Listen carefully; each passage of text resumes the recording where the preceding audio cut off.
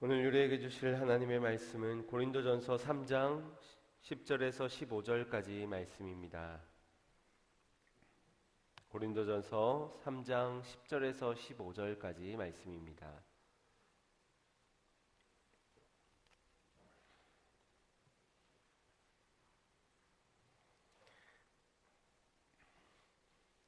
고린도전서 3장 10절에서 15절까지 말씀 제가 봉독해 드리겠습니다.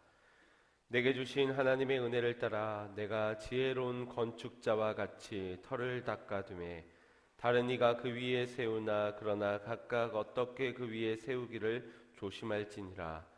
이 닦아둔 것 외에 능히 다른 터를 닦아둘 자가 없으니 이 터는 곧 예수 그리스도라.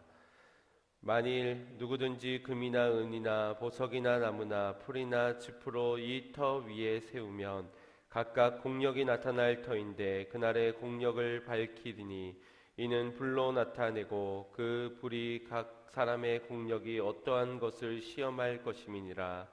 만일 누구든지 그 위에 세운 공력이 그대로 있으면 상을 받고 누구든지 공력이 불타면 해를 받으리니 그러나 자기는 구원을 얻되 불 가운데서 얻을 것 같으리라. 아멘. 할렐루야. 하나님의 크신 은혜가 있기를 간절히 소망합니다. 우리 좌우 옆을 보면서 이렇게 인사했으면 좋겠습니다. 다 잘 될 것입니다. 우리 한번 잘해봅시다. 네. 백지장도 맞들면 낫다고 우리가 함께 함으로 인하여서 동력함으로 인하여서 주의 놀라운 일들을 이루어가게 될 줄 믿습니다. 하나님이 하시기 때문입니다. 여러분들은 여러분들의 10년 후를 어떻게 예측하고 계십니까? 10년이면 강산이 변한다고 하는데 우리의 모습은, 우리의 환경은, 또 우리의 교회는 어떻게 변화되게 될까요? 사람 일은 아무도 모른다고 하는데 그래도 우리 주님은 아시고 우리의 삶을 이끌어 가시겠지요. 그럼에도 우리가 10년 후를 생각해 볼 때 기대하는 사람이 있는가 하면 전혀 기대가 하지 않고 오히려 염려가 되는 그런 사람도 있을 겁니다. 아마도 기대를 하는 사람이라 함은 10년 뒤를 위하여서 하루하루를 준비하며 살아가고 있는 사람은 기대하게 될 것이지만 10년 후를 위해서 아무런 준비도 하지 않은 채 살아가고 있는 자에게는 염려가 될 것입니다. 주님 오실 날이 점점 가까워지고 있는 이 시대에서 그날은 도적같이 임할 것이라고 말씀하셨습니다. 그날은 우리 모두에게 동일한 날일 터인데 그때에 기대하는 자의 모습으로 마주할 것인가 아니면 준비되지 못하여 염려하는 자로 그날을 맞이하게 될 것인가. 우리 모두의 삶에서 후회 없이 그리고 염려 없이 그러면서도 기대하는 마음으로 하루하루 준비되어져 가시기를 주님의 이름으로 축복합니다. 오늘 본문에서도 사도 바울은 우리 인생을 설계하여 건축을 해나갈 때 미련한 자처럼 말고 지혜로운 자처럼 아름다운 집을 지어가야 된다라고 말씀하고 있습니다. 어떤 사람은 아름다운 집을 짓는가 하면 어떤 사람은 그의 인생에서 허망하고도 부끄러움이 그지없는 그런 집을 짓고 있기 때문입니다. 사도 바울은 고린도전서 3장 가운데서 그리스도인의 두 가지의 종류에 대해서 이렇게 말씀해주고 있습니다. 1절부터 살펴보면 신령한 자가 있는가 하면은 육에 속한 자, 육신에 속한 자로 나뉩니다. 지혜로운 자가 있는가 하면 미련한 자가 있다 말하면서 오늘 본문에서는 아름다운 집을 견고한 터 위에 짓는 자가 있나 하면 모래 위에 부끄러움을 당할 그런 집을 짓는 자가 있다라고 나뉘고 있습니다. 여러분들은 어떻습니까?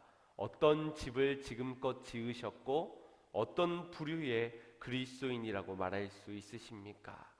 오늘 사도 바울이 고린도 교인들을 향하여서 권면하고 있는 이 말씀 속에서 과연 나는 어떤 집을 짓고 있으며 그 집으로 나는 만족하고 있는지 어떤 집을 지어야 할지를 함께 발견해내고자 합니다. 새롭게 되어지는 우리의 인생에서 새 집이 지어져야 될 줄 믿습니다. 먼저 사도 바울은 첫 번째로 이 새 집은 기초가 튼튼한 집이어야 한다라고 말씀해주고 있습니다. 기초의 중요성은 여러 번 강조해도 부족함이 없는 것이지요. 그만큼 이 기초가 어디 위에 세워졌느냐에 따라서 그 집에 언젠가는 무너질 집인가 그렇지 않을 집인가를 가늠하게 될 것입니다. 우리의 인생에서의 아무리 많은 노력과 수고와 땀을 흘려도 결국엔 헛되고 헛된 것이 될 수 있는가 하면 이 기초가 잘 따지면 하나도 버려지는 것이 없이 남음이 있다라는 것입니다. 우리 민족은 옛부터 풍수지리설에 입각해서 명당이라는 것을 말을 하였습니다. 그래서 집을 이 명당에 지은 집의 값을 쳐주고 그래야만 성공할 수 있다라고 말하였습니다. 또 부모님의 묘자리를 좋은 명당에다가 모셔드려야 우리가 출세할 수 있고 성공할 수 있다라고 그렇게 여겨왔습니다. 여러분은 안산과 강남 어디가 더 좋아 보이십니까? 뭐 교통편이 불편해서 미세먼지가 많아서 아니 그런 것도 다 포함되겠지만 내가 못 살아서 강남이 싫은 거 말고 여러분들이 정말 강남이랑 안산이랑 둘 다 선택할 기회가 있다면 어디를 선택하시겠습니까? 그래도 안산이십니까? 강남에는 없는데 안산에 있는 것이 있지요. 뭘까요? 어떻게 아셨어요? 양문교회가 이 안산에 있기 때문에 아무리 봐도 우리 이 안산은 우리 교회 때문에 땅값이 한 2배는 더 뛰어도 괜찮을 것 같은데 이 세상의 기준하고는 조금 맞지 않기에 우리는 그 가치는 알지만 저들은 그 가치를 모르는 듯합니다. 세상의 선택은 풍수지리에 맞춰진 명당을 꼽겠지만 우리는 그런 기준이 아니라 눈에 보이지 않는 영적인 터가 중요하다는 사실을 우리는 믿어야 할 것입니다.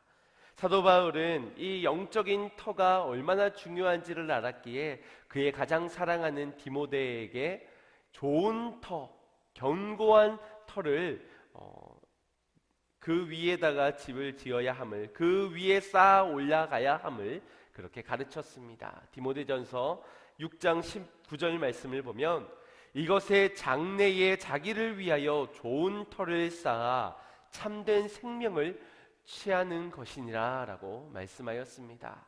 좋은 터에 쌓아야만 거기에서 생명을 얻을 수 있다는 것이지요. 또 디모데후서 2장 19절 말씀에 그러나 하나님의 견고한 터는 섰으니 인치심이 있어 일렀으되 주께서 자기 백성을 아신다 하며 또 주의 이름을 부르는 자마다 불의에서 떠날지어다 이렇게 가르쳤습니다. 부하는 사람, 성공하는 사람 그 속에서도 언젠가는 가늠하게 될 터인데 이 하나님의 터 위에 섰는 자는 하나님이 아시고 하나님이 그 백성을 붙잡아 주시고 마지막 그때에 온전케 하신다라는 것입니다. 사도 바울은 견고한 터 위에 서야 하는 것이 무엇보다 중요한 것임을 가르치면서 오늘 고린도 교회를 향하여서도 이와 같은 말씀을 전하였습니다.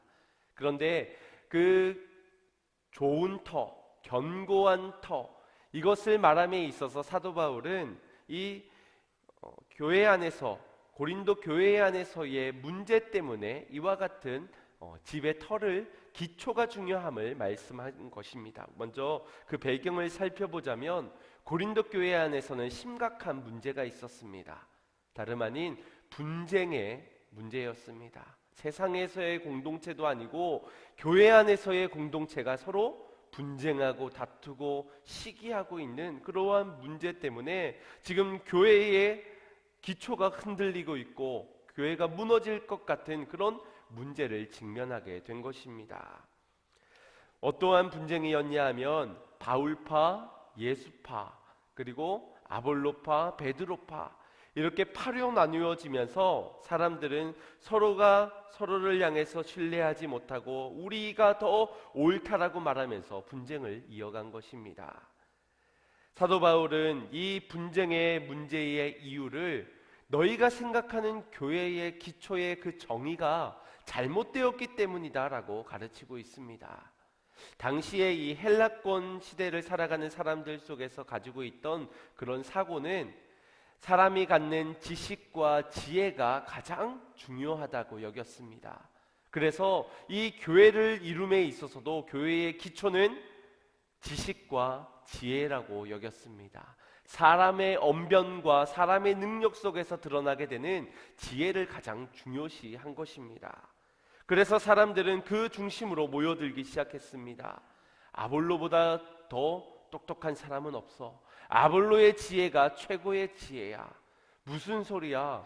바울이 지금까지 이룬 업적을 너는 어떻게 생각하고 있는 거야? 다 지식이 있기 때문에, 지혜가 있기 때문이야. 그의 언변을 봐 하면서 다투기 시작한 것이지요. 또 베드로의 영향력을 무시할 수 없다고 말하며 예수님의 제1의 수제자 된 그 베드로를 북혀 세우기 시작하였습니다. 축혀 세우기 시작하면서 그들은 사람을 중심으로 모이기 시작하였고 서로 경쟁하고 분쟁을 하게 된 것입니다. 이것 때문에 사도 바울은 3장 앞절에서부터 교회에는 다양한 사람들이 있습니다. 다양한 은사들을 가지고 있습니다. 아볼로는 물을 주고 나는 쉼때, 바울은 쉼때 자라나게 하시는 이는 하나님이십니다라는 그런 가르침을 주었습니다. 그럼에도 불구하고 성도들은 이 다양성을 이해하지 못하였습니다. 그저 서로 다른 역할 속에서 계급이 정해지고 다른 것은 곧 틀린 것이라고 여기면서 서로를 헐뜯기 시작한 것입니다. 이 교회의 기초가 지식에 있고 지혜에 있고 언변에 있고 사람의 능력에 있다라고 여겼기 때문에 아볼로를 중심으로 세워진 교회, 베드로를 중심으로 세워진 교회, 예수파로 중심으로 세워진 교회, 그리고 바울로 세워진 그런 교회로 그 기초를 잘못 정의를 내리고 있었기 때문에 오늘 같은 분쟁이 있었게 되었다고 사도 바울은 전하고 있는 것입니다. 사람들은 자신들이 인정하는 그 사람에게서부터 온전한 교회가 세워진다고 여겼습니다. 결국 그 교회는 지금 무너질 것인지 아니면 잠시 후에 무너질 것인지 반드시 언젠가는 무너질 교회라는 것입니다. 이단 사이비에서도 교주들이 있지요. 사이비 교주들이 있으면서 내가 곧 메시아가 되고 내가 전하는 말이 곧 하나님의 말이 되기도 합니다. 그러면서 어떤 교회는 하늘에서 리프트를 타고 구름처럼 이렇게 목사님이 그런 모습을 보면서 하나님의 말씀이 두루마기처럼 지금 내려온다, 그렇게 인지하기도 합니다. 그러나 그것이 얼마나 오래 가겠습니까? 10년, 20년, 아마 그 사람이, 교주가 죽음을 맞이하게 되는 그 순간 싸그리 무너질 그런 것일 것입니다. 사도 바울은 이 기초는 흔들리지 않는 기초여야 하여 교회의 진정한 기초, 튼튼한 터전은, 견고한 터는 바로 예수 그리스도라고 밝히고 있습니다. 11절 말씀 합독하겠습니다. 시작. 이 닦아둔 것 외에 능히 다른 터를 닦아둘 자가 없으니 이 터는 곧 예수 그리스도라. 아멘. 그리스도인들이 지어야 되는 새 집이 어디에 터 위에 세워져야 된다고요? 어디에 새 집이 지어져야 된다고요? 예수요. 우리의 수고와 우리의 헌신과 우리의 눈물이 어디 위에 세워져야 된다고요? 그렇습니다. 오직 예수 그리스도 위에 세워져야 합니다. 왜 예수 그리스도가 우리의 인생의 기초가 되는 것입니까? 그분이 우리를 구원하시는 구세주가 되기 때문입니다. 내가 곧 길이요 진리요 생명이라 말씀하신 그 말씀을 우리가 믿기에 그곳에 세워지는 자마다 참된 길로 진리대로 생명을 얻게 될 것이기 때문입니다. 변함없는 진리이신 예수 그리스도 위에 후회 없이 아름다운 새 집을 짓는 우리 성도님들이 되시기를 축복합니다. 지금 여러분들은 어떤 기초의 인생의 집을 지어가고 계십니까? 아마도 자녀들을 위하여서 투자하면서 자녀들이 잘되고 번창하면서 번성하면서 내 인생의 말년에 꿈꾸는 그런 인생을 준비하고 있을 수도 있습니다. 저축을 하면서 노후를 보장하기 위한 연금을 부어가면서 또 건강을 관리해가면서 내 10년 뒤를 준비하고 있을지도 모릅니다. 그러나 그 10년이 1년이 될지 5년이 될지 내일이 끝일지 우리는 아무것도 알 수 없는 것 속에서 아무리 높이 쌓아 올리고 우리의 나름대로 견고히 다듬어 본다 한들 그것은 헛되고 헛된 것이라는 것입니다. 심지어 사역에서도 헌신에서도 예배에서도 우리가 이 자리에 나와서 높이 한번 쌓아 올려보려고 화려함으로 치장하는 그런 속에서도 그 헌신이 하나님 받지 않는 예수 그리스도 위에 세워지는 헌신과 봉사와 예배가 아니라면, 거기 위에 세워지는 기도가 되지 않는다면 다 썩어져 없어질, 하나님이 받지 않으면 아무런 소용이 없다라는 것입니다. 우리에게는 예수 그리스도 그 이름으로 그 보혈로만이 우리가 참되게 하나님께 나아가게 됨을 믿으시길 바랍니다. 우리가 새롭게 지어야 하는 그 집은 우리의 인생의 가장 좋은 터요 무너지지 않을 터이신 예수 그리스도 오직 한 분뿐임을 기억하시고 그곳에 새 집을 지어가는 성도님들이 되시기를 주님의 이름으로 축복합니다. 두 번째입니다. 우리의 새 집에는 건축 자재들이 좋아야 합니다. 12절 말씀을 보겠습니다. 만일 누구든지 금이나 은이나 보석이나 나무나 풀이나 짚으로 이 터 위에 세우면, 여기에서 자재의 중요성에 대해서 가르치고 있습니다. 총 6가지의 자재가 보여지고 있는데 여러분들은 어떤 자재가 좋아 보이십니까? 2가지로 구분지어서 나누어 본다면 아마 어렵지 않게 쉽게 구분을 지을 수 있으실 겁니다. 금이나 은이나 보석이나 나무. 혹시 여기에 나무가 낄 자리가 있을까요? 없을까요? 어림도 없지요. 어디 흙수저가 금수저들한테 달라붙어가지고 아마도 이 3가지와 이제 나무와 풀과 짚으로 이렇게 아주 극명하게 너무나도 다른 것으로 우리는 자재를 구분 지을 수 있으실 겁니다.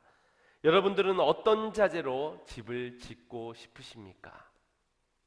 물어 뭐 하겠습니까? 마는 이런 질문을 던졌을 때 그래도 내가 그리스도인인데, 그래도 내가 신앙이 있는 사람인데 라고 말하면서 나무나 짚이나 풀로 저는 집을 짓겠습니다 하는 아주 착한 성품을 가진 그런 사람들이 있습니다. 내가 나무나 풀로 집을 선택하고 다른 가난한 사람들이 금이나 은이나 보석으로 짓든지 아니면 그것으로 다른 것들을 또 더 좋은 일들을 이뤄가면 되겠지라는 생각을 합니다. 마치 믿음 있는 사람은 싼 자재를 선택해야 되는 것처럼, 다른 말로 바꾸어 보겠습니다. 오늘 하나님의 크신 은혜가 부어질 건데 나는 좀 못 받더라도 너는 좀 은혜를 받아. 내 은혜까지 너가 다 받아. 내가 다 양보할게. 나는 나중에 받아도 괜찮고 다음에 받아도 괜찮아. 아니 나는 옛날에 받은 그 은혜가 너무 좋아서 오늘 좀 은혜 덜 받아도 괜찮아. 내가 수고하고 내가 집안일해서 손님 대접할 때니까 너가 예수님하고 이야기를 해. 혹시 우리가 은혜마저도 양보하고 있는 신앙은 아닐까요? 우리 주변에 때론 젊은 나이에 성공한 사람들을 보면 배가 아파서인지 아주 재수없게 그 사람을 생각하고 쳐다보는 경우들이 있습니다. 그들이 아무것도 하지 않아도 왠지 그들은 갑질할 것 같고, 그들은 교만할 것 같고, 콧대가 하늘을 찌를 것 같고, 성격은 아주 못돼 처먹었을 것 같은 그런 판단들을 한다는 것입니다. 그러나 팩트적으로 봤을 때 그들이 다른 사람들보다 유능한 것이지 그들이 못됐기 때문이 아닙니다. 타고난 것도 있고 노력한 것이 있기 때문이지 우리는 그들을 이미지로 판단해서는 안 될 것입니다. 금이나 은이나 보석, 사치스러운 품목으로 보면서 나는 나무랑 풀이랑 짚으로 집을 지어야지, 혹시 그런 생각을 가지시는 분이 계십니까? 그래서 금이나 은이나 보석으로 집을 짓는 사람은 아주 세속적이고 아주 교만한 사람이며 된장녀 같은 그런 사람이라고 혹시 생각하면서 나는 나무와 집과 풀로 집을 짓는 겸손한 사람이라고 생각하고 계십니까? 과연 나무와 풀과 집으로 짓는다고 검소하고 겸손한 사람일까요? 우리의 인생의 집의 자재가 나무나 풀이나 지프로 하급 재료들로 짓는다고 해서 우리가 겸손해지는 것이 아닙니다. 이것은 매우 미련한 처사이지요. 바람에도 흔들림이 없는, 비가 와도 무너짐이 없는 그런 견고한 집을 우리의 인생에 지어가야 됩니다. 오늘 내가 은혜를 양보하여서 오늘 내 집이 무너진다면 무엇으로 우리의 은혜를 나누었던 것들이, 우리의 그 수고가, 내가 헌신하고 내가 수고하면서 남들이 다 은혜 받고 나는 정작 은혜 받지 못한 것들을 어찌 옳은 일이라고 지혜로운 처사라고 말할 수 있겠습니까? 은혜는 양보할 수 있는 것이 아닙니다. 때로는 간절한 마음으로 주의 은혜를 사모하는 마음으로 우리는 주의 은혜를 받아야 될 것입니다. 마찬가지로 우리에게 주어지는 그 재료들 중에서도 금이나 은이나 보석을 가지고 우리의 집을 지어야 한다는 것입니다. 우리 모두는 아마 예수 그리스도를 믿음으로 같은 터 위에 집을 짓는 자들일 것입니다. 모래 위가 아니라 분명 우리는 예수 그리스도 견고한 터 위에 집을 짓는데 그 자재에 따라서 그 집들은 첨예하게 달라지게 될 것입니다. 어떤 자재를 쓰느냐, 단순히 금이냐 나무냐 비싸냐 비싸지 않느냐의 문제가 아닙니다. 에베소서 2장 8절에서 10절까지의 말씀을 보면 우리의 인생의 집을 지어갈 때에 그 자재가 무엇인지를 발견하게 됩니다. 우리 8절부터 합독해 보겠습니다. 너희가 그 은혜를 인하여 믿음으로 말미암아 구원을 얻었나니 이것이 너희에게서 난 것이 아니요 우리가 하나님의 자녀를 되는 순간 예수 그리스도를 믿고 구원을 받은 그 선물을 우리가 하나님으로부터 받았다라는 것입니다. 9절에 행위에서 난 것이 아니니 이는 누구든지 자랑치 못하게 함이니라. 구원의 선물은 우리의 행위에서 받은 것이 아니기 때문에 자랑할 것이 못되다는 것이지요. 그럼에도 불구하고 10절에 이렇게 말씀합니다. 우리는 그의 만드신 바라 그리스도 예수 안에서 선한 일을 위하여 지으심을 받은 자다. 선한 일을 우리가 행하며 살아가야 하는 사명이 있고 이 사명 때문에 우리를 지었다라는 것입니다. 주님은 우리가 선한 일을 하기를 기다리고 기대하고 계십니다. 구원받은 너희가 선한 일을 행하여야 할지니라.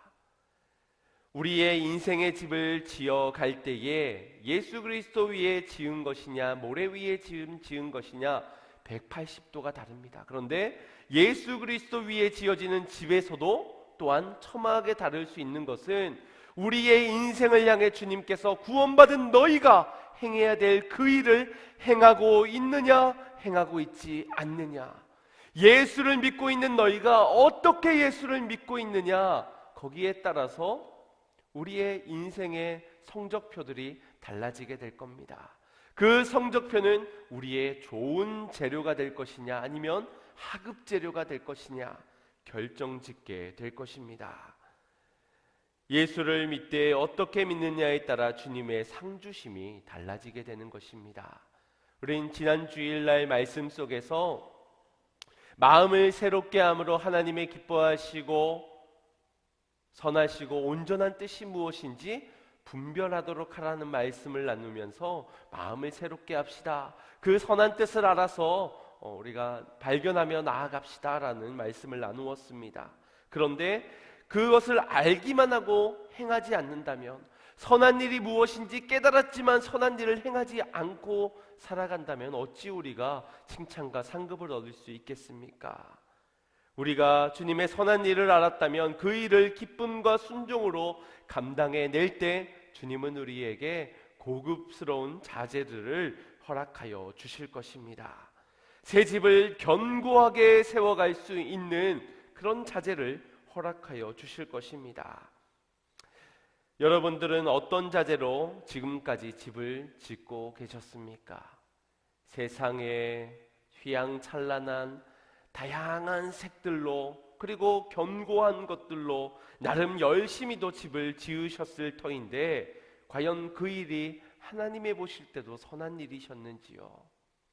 때로는 우리의 기도도 선한 일이 될 수도 있지만 그것이 악한 일이 될 수도 있다는 사실을 오늘 우리가 드려지는 예배 속에서도 말라기 선지자들 통해서 하나님의 마음을 비추셨던 것처럼 너희가 예배하지 않았으면 좋겠다는 것이 주님의 마음이셨던 적이 있던 것처럼 오늘 우리의 예배가 무조건 선한 일이 될 것이라는 것은 우리의 착각일 수도 있다라는 것입니다.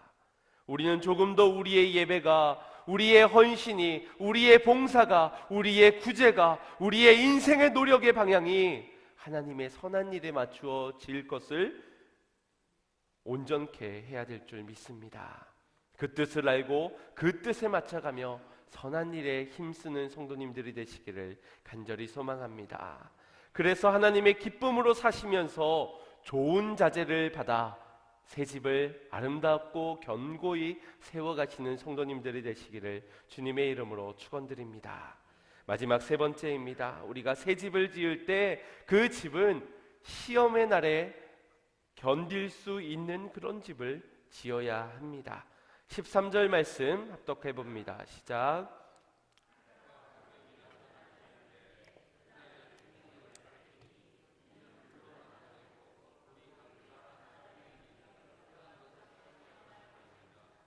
아멘. 이 말씀 속에서 우리가 지어져 가고 있는 이 견고하다고 생각하는 그 집이 언젠가 테스트를 받게 되는 그날이 오게 될 것이라고 말씀하고 있습니다. 자재의 값이 비싸고 싸고를 떠나서 그 결론에 있어서 결국 불에 타서 없어질 것인가 아니면 끝까지 남아있을 자재인가로 나눌 수 있다는 겁니다. 태워 없어질 집을 짓고 계십니까? 아니면 그 끝에도 그 공력에 견고히 남아있을 그 집을 짓고 계십니까? 반드시 그 시험의 날이 있다라는 것을 기억하시길 바랍니다. 만약 우리가 너무나도 노력하여 인생 높이 쌓아 올린 그것이 태워서 없어진다면 그것은 다른 말로는 우리가 이 땅을 살아가면서 우리가 짓는 그 집을 짓는 가운데 우리가 그만큼 준비하지 못했다는 것이요 깨어있지 못했다는 것을 의미하는 것일 것입니다. 사랑하는 성도 여러분, 겉보기에 휘황찬란하면 무엇하겠습니까? 결국엔 반드시 임하게 될 그때에 싸그리 다 불타 없어져 헛되고 헛된 낭비한 것밖에 없는 헛수고한 것밖에 없는 우리의 인생사라면 이것을 어디 가서 보상받을 수 있겠습니까? 시험날에 견딜 수 있는 새 집들을 지어가시길 바랍니다. 청지기처럼 깨어있는 가운데 지금부터 준비해 가시길 바랍니다.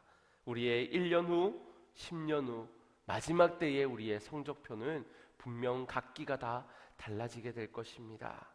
본문에서 14절 15절에 말씀하길 그때에 우리가 어떠한 집을 지었느냐의 그 결과로 인하여서 예수 그리스도 위에 세운 공력이 그대로 있으면 상을 주시겠고 반대로 예수 그리스도 위에 세웠지만 그것이 불타 없어지면 해를 받을 것이다 라고 말씀하고 계십니다. 기억해야 하는 것은 이 시험의 날이 찾아오기 전 좋은 터 위에 좋은 자재를 가지고선 우리가 새 집을 지어가야 한다라는 것입니다.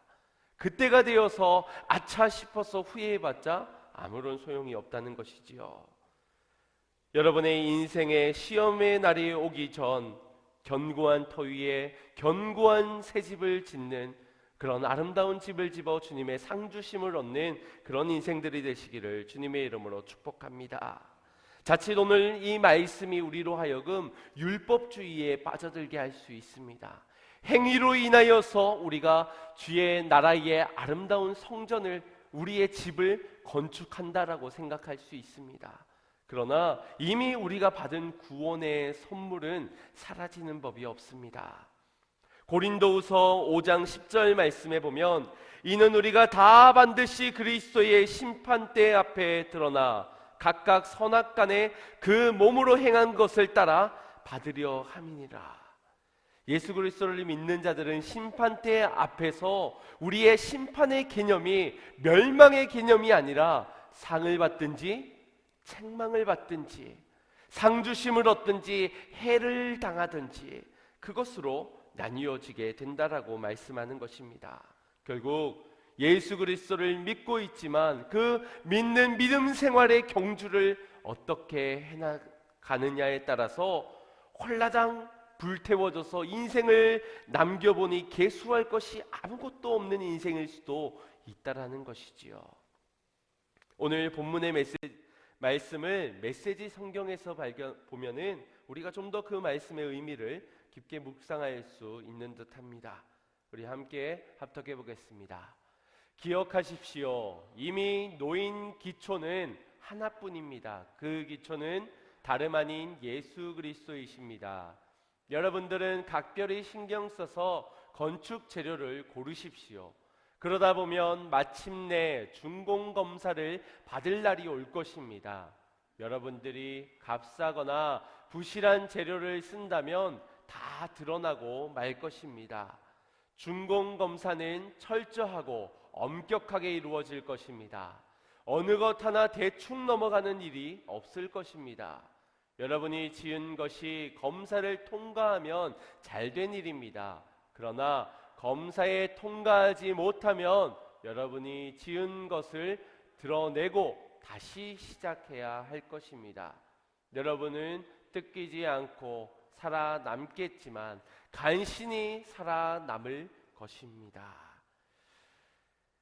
우리가 지은 것들을 통과하지 못하였을 때는 지은 것들을 다 드러내고 그래도 다시 시작해야 할 것이다. 우리 주님께서는 우리에게 감당할 시험만을 주시겠다 하셨습니다. 그런데 그 시험을 미처 준비하지 못하고 미처 대비하지 못한 우리는 어떤 사람의 말 한마디로 인하여서 내 신앙이 무너져 내릴 수 있을 것입니다. 물질의 하나가, 건강의 하나가, 내 노력의 하나가 무너지게 되면은 우리의 인생의 허망함을 느끼며 주님을 떠나거나 아니면 주님을 떠나지 않더라도 내 모든 것들이 헛되고 헛되다는 절망을 경험하게 될 것입니다. 감당할 시험을 주시지만 그 시험을 받으면서 내가 쌓아 올린 것들을 다 무너지는 경험을 하게 될 수 있다는 겁니다. 사랑하는 성도 여러분, 하나님이 인정하는 것이 아무것도 남는 것이 없다면 그 마지막 때에 여러분 그 부끄러움을 어찌 감당하겠습니까? 목사가 되고서도 장로가 되고서도 권사, 집사, 성도임에도 불구하고 아무것도 남은 것이 없을 불타버린 나의 초라한 인생의 성적표를 가지고 주님 앞에 어찌 고개를 들 수 있겠습니까? 주님 다 타버렸는데 그래도 주님 아시잖아요. 내가 얼마나 열심히 신앙생활 했는지요. 교회를 위해서 내가 얼마나 힘쓰고 봉사했는지 다른 사람은 몰라도 주님은 아시잖아요. 내가 얼마나 예배를 뜨겁고 앞에 나가서 춤을 추면서 얼마나 그렇게 신앙생활을 했는데 주님은 아시면 되는 거잖아요. 그때에 변명하고 핑계해봤자 우리의 신앙생활이 예수 그리스도의 위에가 아니라 선한 일이 아니라 예수 그리스도 위에인들 악한 일로 우리가 헌신하고 봉사하고 예배드렸다면 주님은 인정치 않으신다는 것입니다. 그럼에도 불구하고 오늘 본문 말씀에서는 다시 시작하라라고 우리에게 말씀하십니다. 다 탔지만 다시 시작하라. 다시 세워가라. 새 집을 지어가라. 새롭게 2020년도 새롭게 1년 후든 10년 후든 마지막 그때 반드시 시험날이 올 그때를 바라보면서 새롭게 지어가라 말씀하십니다. 왜 그렇습니까? 모든 건 다 불타 없어져도 남는 것 그 하나가 있기 때문입니다. 무엇입니까? 견고한 터요, 흔들리지 않는 영원한 예수 그리스도. 그분이 오늘 우리 안에 터가 있기에 비록 우리가 선한 일에 힘쓰지 못하고 나의 유익대로 신앙생활하며 제 뜻대로 살아갔던 나의 인생이지만 오늘 이 모든 것들을 드러내고 예수 그리스도 그 터 위에 견고하고도 아름다운 새 집을 지어가는 그런 축복이 있기를 간절히 소망합니다. 다 사라져도 예수 그리스도 그 한 분만 있으면 소망이 있다라는 것입니다. 다시 시작할 수 있다라는 것입니다. 그래서 오늘 우리는 이제껏 모든 것들이 다 불타 없어진다 하여도 주님이면 됩니다. 그리고 그 주님 위에 이제부터 세워질 새 집을 꿈꾸게 하여 주시옵소서. 기대하는 마음으로 우리가 이 한 해를 보내기를 소망합니다. 포기하지 마십시오. 가정이 무너지셨습니까? 사업이 무너지셨습니까? 건강과 믿음과 신앙이 무너지셨습니까? 흔들리지 마시고 견고한 예수 그리스도 그 위에 다시 새 집을 짓는 그 결단이 오늘 이 시간 일어나기를 주님의 이름으로 축원드립니다. 그 터 위에 아무리 불이 몰아쳐도 아무리 거센 풍파가 몰아쳐도 흔들리지 않는, 그리고도 아름다운 그 새 집으로 올 한 해 꿈을 꾸면서 지어져가는 저와 여러분, 그리고 여러분의 가정과 우리 교회가 되어지기를 주님의 이름으로 축원드립니다.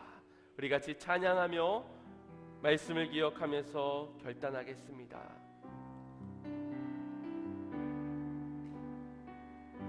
약할 때 강함 대신에, 약할 때 강함 대신에 주님의 후배 되신 주 나의 모든 것, 주 안에 있는 보물을 나는 포기할 수 없네. 주 나의 모든 건 무너져 내려도 주님이 세우십니다. 약할 때 강함 대신에, 약할 때 강함 대신에 나의 보배가 되신 주 나의 모든 것, 주 안에 있는 보물을 나는 포기할 수 없네. 주 나의 모든 것, 예수 어린 양, 예수 어린 양, 존귀한 이리, 예수 어린 양, 존귀한 그 위에 세워갑니다. 예수 어린 양, 예수 어린 양, 존귀한 이름, 예수 어린 양, 존귀한 십자가 죄 사셨네. 십자가 죄 사하셨네. 주님의 이름 찬양해. 주 나의 모든, 내가 쓰러질지라도 주님이 일으키십니다. 쓰러진 나를 세우고 나의 빈잔을 채우네. 주 나의 모든, 포기하지 마십시오. 다시 한 번 더 십자가 죄 사하셨네. 십자가 죄 사하셨네. 주님의 이름 찬양해. 주 나의 모든 것, 쓰러진 나를 세우고 나의 빈잔을 채우네. 주 나의 모든 예수 어린 양 예수 어린 양 존귀하니 르워 예수 예수 어린 양 존귀 그 이름을 붙듭시다. 예수 어린 양 예수 어린 양 존귀하니 예수 어린 양 존귀하니. 새로운 꿈을 꾸지 못하는 우리의 낙심된 마음에서는 노력해 보았지만, 수고해 보았지만, 힘써 보았지만 날마다 무너지는 우리의 인생의 집들을 발견하면서 아무런 꿈도 아무런 비전도 기대되지 않는 10년을 위하여 오늘을 준비하지 못하고 살아가고 있는 우리의 현실의 모양은 아닙니까? 예배를 드려도, 기도를 하면서도, 말씀을 들으면서도 어떤 꿈을 꾸지 못하는 무너져 있는 나의 삶 가운데서 다시 한 번 더 우리가 남아있는 예수 그리스도의 그 터 위에 주님이 허락하여 주신 선한 일에 힘쓴 자에게 허락하여 주시는 좋은 재료로 하여금 무너지지 않을 그 새 집을 지어져 가기를 원합니다. 하나님의 상주심을 바라보면서 그날 영원한 그곳에 주의 새 집을 지어가는 우리의 인생이 되기를 원합니다.